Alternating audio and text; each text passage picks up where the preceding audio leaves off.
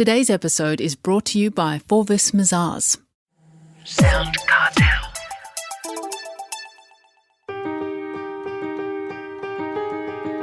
From SoundCartel, I'm Nicole Goodman, and this is Business Essentials Daily.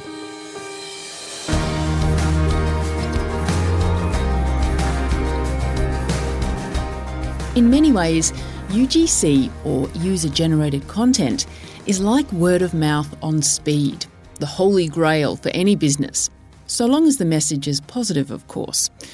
James Smith, CEO of digital agency Smith Brothers Media, says it's not just reach that expands, but the flexibility of messaging that gets tailored by each individual promoting your product or service. I begin by asking James for his take on user-generated content and who exactly is producing it. It's exactly what it says on the tin. It's users making it, it's candid, it's authentic. It's quite often created by customers, brand loyalists, and even employees as well. Well, fortunately or unfortunately, I've actually fallen down the TikTok rabbit hole, and the amount of influencer marketing I watch and actually enjoy and learn from is astounding. So why is user-generated content important? So it serves several different purposes. It can cut through so many different barriers which other marketing just cannot do. So first of all, it's incredibly authentic. In fact, you cannot get more authentic than a user pointing a camera at themselves and talking about a product or an experience or whatever it might be. It really does help establish a true, candid brand loyalty, and it really helps grow the community. So one of the fascinating things about user-generated content is it actually creates what I would describe sometimes as micro-influencers. So as soon as someone creates content and shares it, even if it's just to their own personal network, that is a form of influencer marketing. And if brands and businesses are able to encourage users to create this content, it's a fantastic way to suddenly multiply the reach of the product or the value that you're providing. The other thing as well, interesting stat, 92% of people will buy something if it's been recommended to them by a friend. Yeah. And when I say recommended by a friend these days is no longer just your friend who you see at work. It is your friend on Facebook or Instagram. And we do each individually think that Kim Kardashian is our friend when we follow them.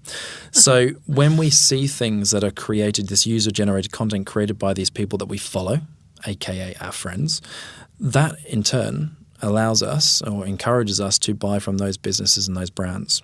Well, it's that word of mouth, James. It's the holy grail for all brands is to have people talking about their product or service in positive ways to other people. I mean, that's the goal of all marketing, I would suggest. And perhaps that's why brands are getting more and more involved with user-generated content, because it's people talking to each other, not the brand.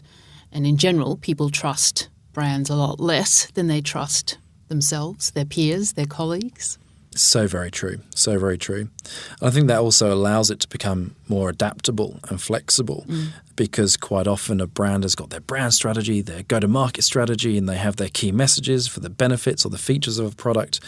But all of a sudden, you can start hitting different angles and different points because, you know, the features, the benefits to an individual person is going to be very different. Yeah. And all of a sudden, you can end up with this fantastic array of really good key messages, which is all being put out by your fans effectively.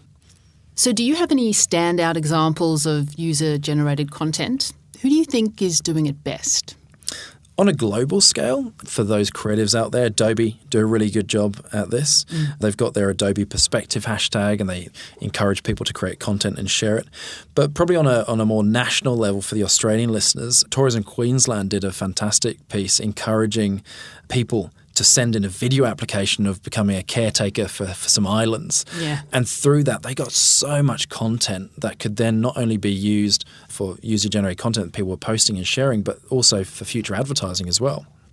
Yeah, and I think that idea of making the content as simple and easy as possible for people to produce is a really key factor in trying to encourage user-generated content. And that's something that a particular campaign, Best Job in the World, I think it was, managed to do. Is there an example of user-generated content gone wrong? There are several. So many. So many. I think one of my favourites when I say favourites for the reason it went wrong, was an example of a big brand not aware of the content that could potentially come out, and so went a little bit too broad in their approach to trying to create user-generated content. Now, that was our good friends at McDonald's. So they came up with the campaign McD Stories. So the idea was they wanted people to share stories about their restaurants, their visits, and their experiences. And we all know that sometimes experiences aren't always positive, and unfortunately, in these cases, it was the negative experience that got shared, and it went horrifically wrong. So I think one of the key takeaways from that for organisations is just to be aware of your audience, be aware of your product, and encourage user-generated content that is going to be fixated around some positivity rather than danger of negative feedback. What were some of the comments that were put up by people? I think there was some good comparisons between the advertising material and the actual material that was received. I think that was probably the one that was shared the most. Yeah, so much smaller burgers than what the pictures portray. And, indeed. Perhaps some hairs in food and different... Yeah, some rather gross content, to be honest. Well, let's move on. For small to medium businesses who can't afford to pay the Kardashians millions of dollars to promote their product or service, what tips do you have to start or strengthen their user-generated marketing game? So first of all, know your audience. Do your research. Understand where they're interested, what they like to share. One of the good things about user-generated content is you give people an excuse to create content that they enjoy and that their followers will enjoy. So knowing your audience is key.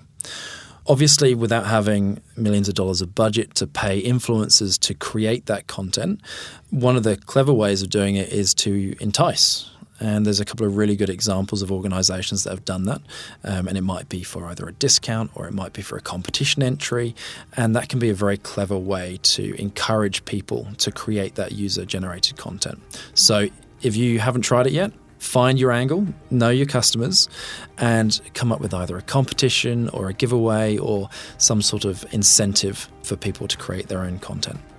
That was James Smith, CEO at Smith Brothers Media.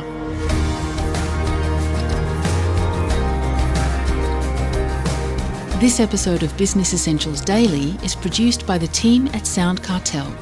Thanks for listening. I'm Nicole Goodman. We'll bring you more Be Daily tomorrow. Follow at BE Daily Podcast across social media and head to bedaily.com.au for more from the Business Essentials Daily podcast. SoundCartel. This episode was brought to you by Forvis Mazars. To find out more, visit forvismazars.com/au. That's FORVISMAZARS.com/au.